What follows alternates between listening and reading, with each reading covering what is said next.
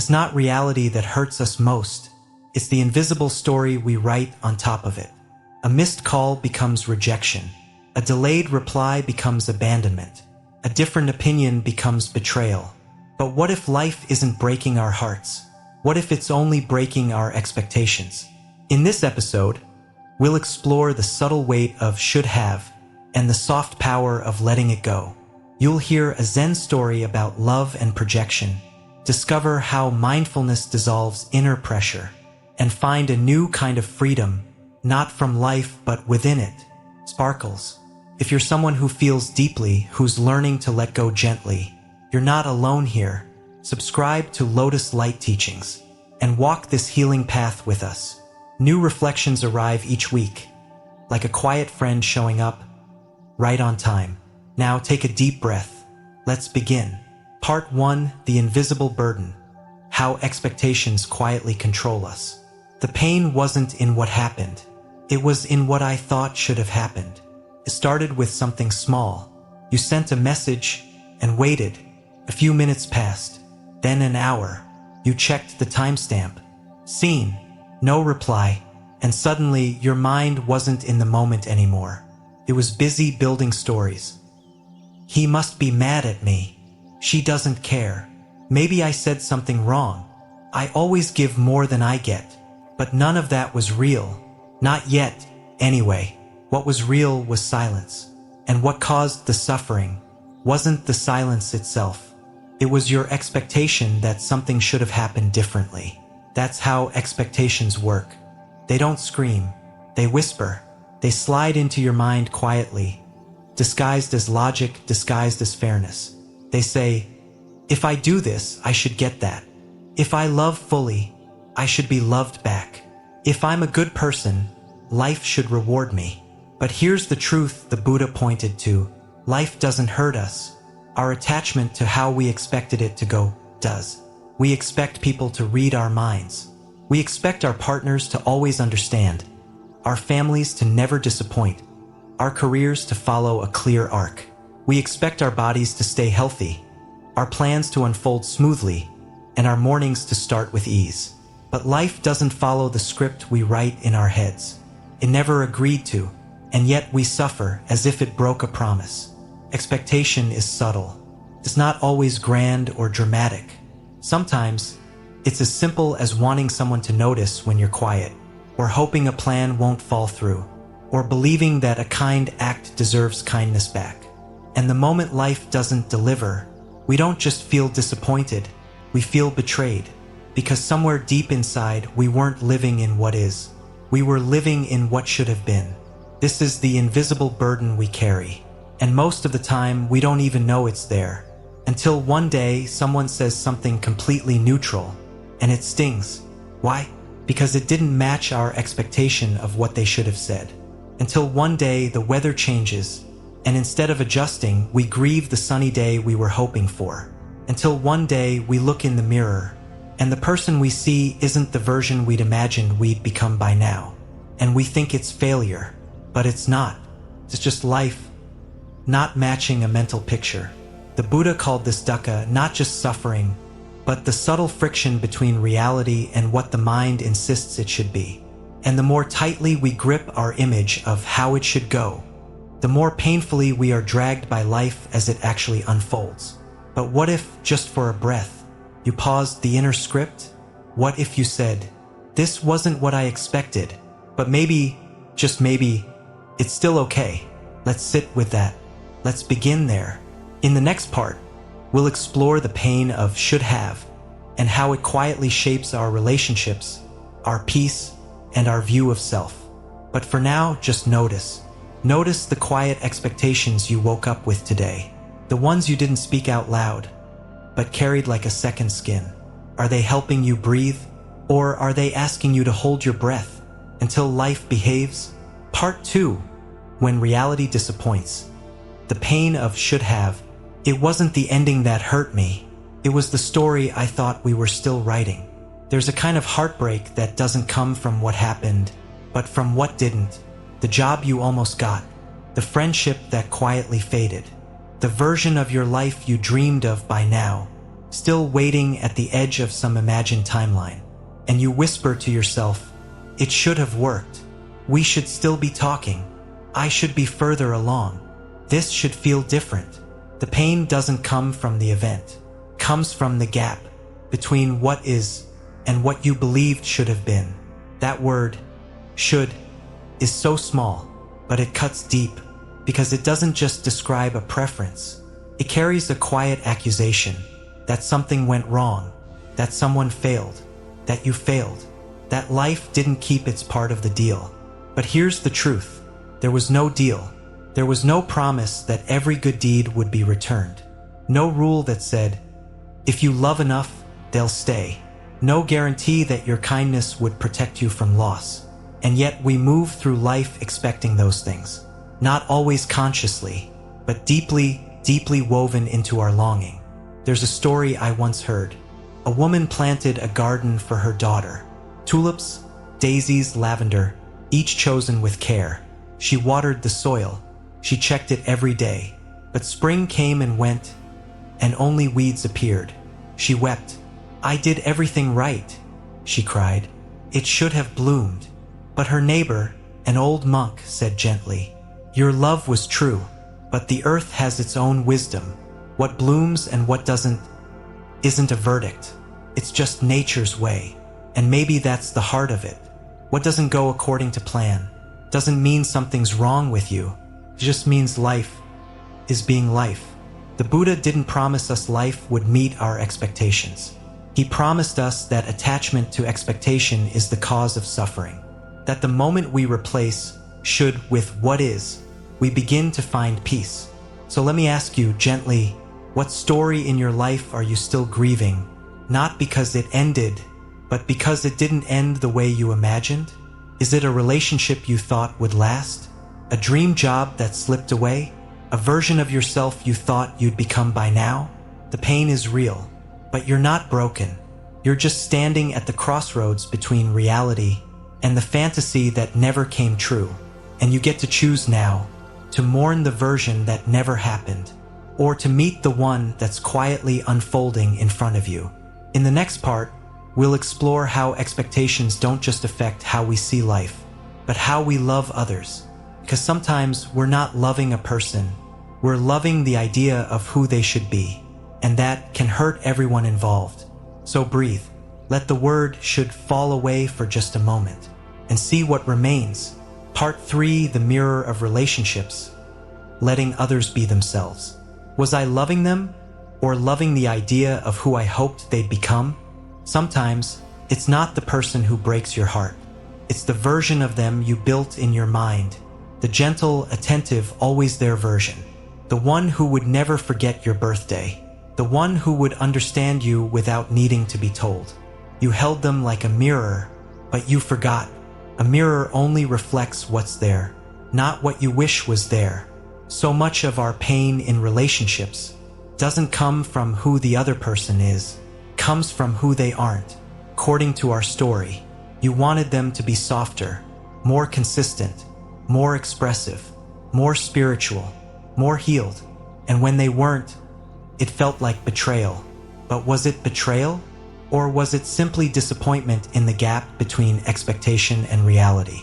There's an old Zen saying, when you let them be, they may choose to stay. When you try to shape them, they will slip through your hands.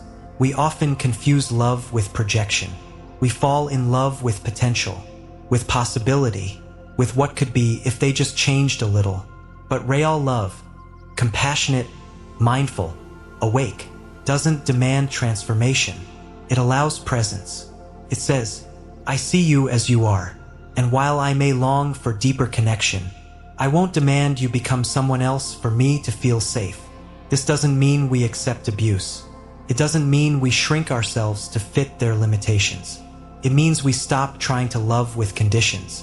We stop loving someone on the terms of, I'll be happy once you act the way I imagined you would. Think about someone you've loved, deeply, fully, but painfully. Was the pain because of who they were, or because they didn't become the version you hoped for? Were you trying to love a living, breathing person, or the ideal you scripted? There's a simple but powerful practice in Buddhism, metta, loving kindness. It begins with seeing others as they are without agenda, not as projects, not as puzzles to fix, not as extensions of our unmet needs, but as fellow beings in their own becoming.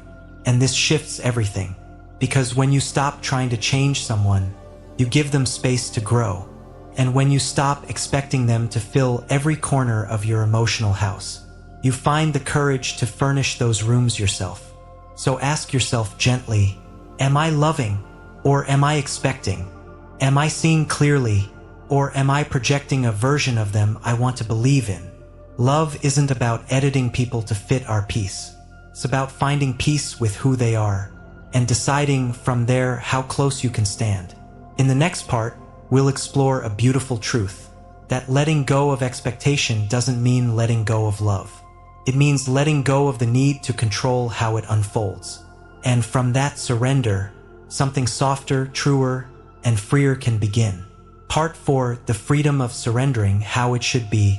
I thought I was letting go of my dream, but what I really let go of was my grip. There's a moment when the fight inside you quiets, not because you gave up, but because something inside you softened. You stopped needing life to match your picture of how it should be, and started learning to live with what is. That moment is subtle. You might not even notice it at first. Feels like a sigh, like sitting down after standing too long, like realizing the storm is inside your mind, and the sky outside has always been clear. We often think surrender means defeat, that if we stop pushing, life will forget us, that if we stop controlling, we'll lose what matters. But the Buddha taught the opposite. To let go is not to lose. It is to stop grasping. And when you stop grasping, you don't fall behind. You fall into peace. Letting go of how things should be is not the end of your story. It's the moment your story becomes real. Because what you were clinging to wasn't love. It wasn't truth. It wasn't your soul's path. It was an image, a fantasy, a beautiful script your mind wrote, hoping life would follow along. But life is unscripted, and when you allow it to speak in its own voice, you begin to hear melodies your expectations had silenced. Think of a river. You can stand in the middle of it and fight the current, exhausting yourself trying to force it to flow your way. Or you can float, still present, still moving, but no longer in resistance. That's the kind of letting go we're speaking of. Not passive, but peaceful. I remember a woman who dreamed of becoming a doctor. She studied, sacrificed, gave it everything. But life had other plans. Her path veered, her health shifted, and the dream fell away. She grieved, but over time something new unfolded. She became a healer in a different way, teaching mindfulness to children, tending to aging parents, holding space for others in their own suffering. She told me, I thought I lost my dream, but the truth is, I became it. That's the beauty of surrender. You don't lose the essence of your dream. You just release the form you thought it had to take. So here's the question. What are you gripping so tightly that you've forgotten how to breathe? Is it an image of success? A version of love? A timeline of where you should be? What if the moment you let go, you didn't fall apart, but fell into alignment? Surrender is not a punishment. It's a passage, a doorway into a version of life that doesn't have to perform. Just be. And maybe, just maybe, what's waiting for you beyond that door is more beautiful than anything you could have forced into place. In the next part, we'll explore what happens when we bring mindfulness into this space. How the simple act of breathing with what is, instead of struggling with what should have been, becomes the most powerful path to freedom. So pause here, close your eyes if you'd like, and whisper gently to yourself, I don't need to control the flow. I just need to remember how to float. Part 5, expect less, live more, mindfulness in the moment. Peace is not what happens when life meets our expectations. It's what happens when we meet life exactly as it is. Let's pause, right here, right now, before the next goal, before the next thought, before the next version of who you think you should be. Take a breath. Feel it. Let it leave your body without needing it to be anything other than a breath. That right there is the beginning of freedom. The mind loves to project forward. It says, things will feel better when I'll finally be happy if once this happens, then I can rest. But the moment you chase peace into the future, you abandon the only place it can ever live, the now. Mindfulness is not about fixing anything. It's not about achieving some spiritual badge or being calm all the time. It's about being here, without expectation, without judgment, without asking the moment to be different, just breathing with what is. And the more you do that, the more you realize this moment was never the problem. Your resistance to it was. Here's a small practice. Try it the next time you feel tension rise. Pause. Ask yourself softly, what was I expecting right now? Let the answer come without blame. Breathe with it. Say to yourself, this moment may not be what I planned, but I am still safe. I am still here, and this breath is still mine. When we expect less, we don't become empty. We become open. Open to the unexpected gift, the unplanned beauty, the imperfect, raw, breathtaking aliveness of this very second. You see, expectations narrow our focus. They turn our gaze toward what's missing. But presence, it expands us. It reminds us that even in the waiting, there is wonder. Even in the imperfection, there is intimacy. Even in the ordinary, there is enough.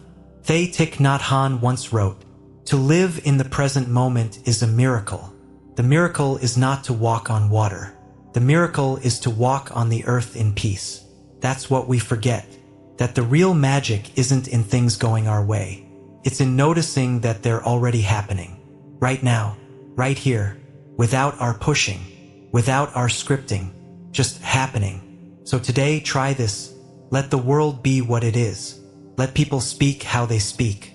Let your day unfold as it does. And instead of trying to control it, try meeting it with your breath, with your body, with your awareness. Because the less you expect, the more you begin to see. And the more you see, the more you begin to live.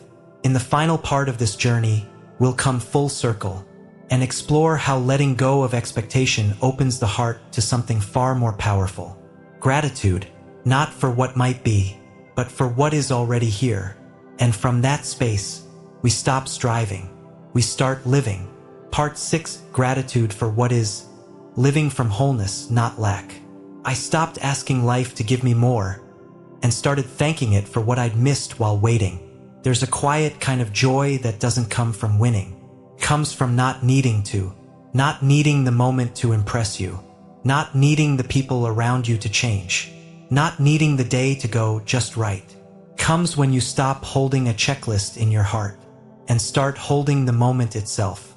That's what gratitude is. Not a performance, not a positive thinking trick, but a return to enoughness. We spend so much of our lives looking at the cracks. What's missing? What fell apart? What didn't measure up?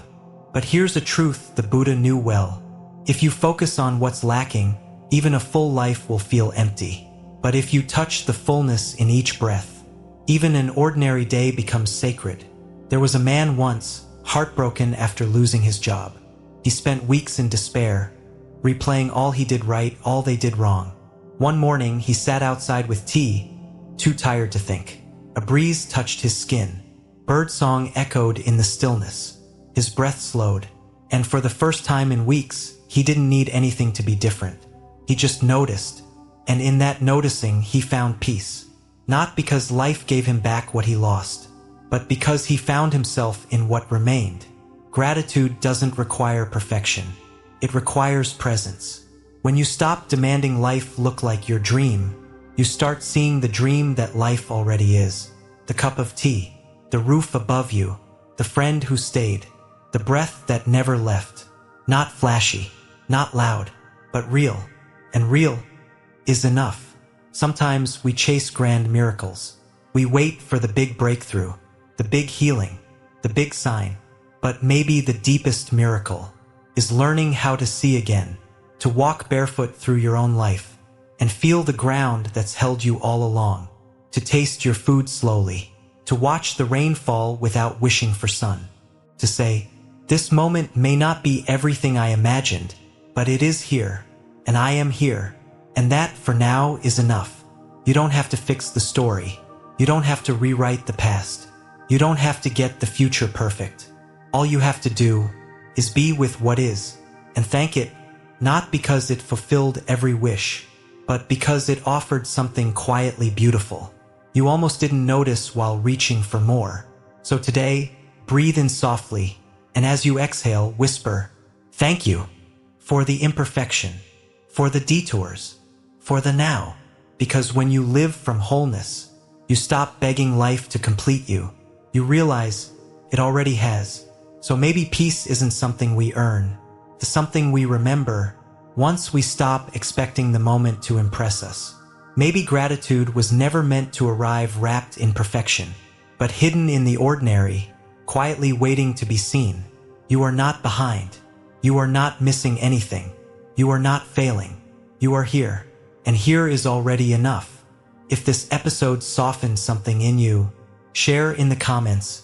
What expectation are you ready to release, to live more freely?